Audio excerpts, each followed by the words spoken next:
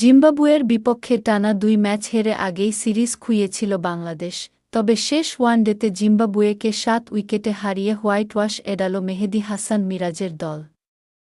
প্রথমে ব্যাটিং করতে নেমে জিম্বাবুয়ে ৪৮.১ ওভারে ১৯৯ রানে অলআউট হয়।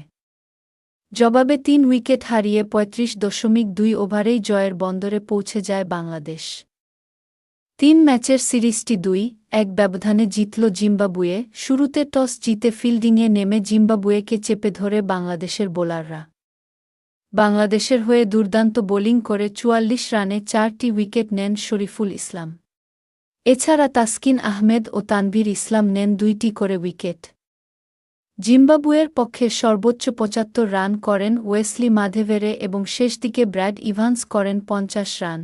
২০০ রানের লক্ষ্যে খেলতে নেমে বাংলাদেশের ২ ওপেনার তানজিদ হাসান তামিম ও সৌম্য সরকার উদ্বোধনী জুটিতে ১৫২ রান যোগ করে জয় সহজ করে দেন। সৌম্য সরকার ৮২ বলে ৬৯ রান করে আউট হন। অন্যদিকে তানজিদ তামিম সেঞ্চুরির খুব কাছে গিয়েও আক্ষেপ নিয়ে মাঠ ছাড়েন। ১০১ বলে ৯৪ রান করে আউট হন এই বাঁহাতি ওপেনার। ম্যাচের শেষভাগে তামিমকে সেঞ্চুরি করানোর জন্য নাজমুল হোসেন শান্ত পুরো ১ ওভার ডিফেন্স করে খেললেও পরের ওভারের প্রথম বলেই বড় শট খেলতে গিয়ে আউট হন তামিম। এরপর দ্রুতই জয় নিশ্চিত করে মাঠ ছাড়ে বাংলাদেশ।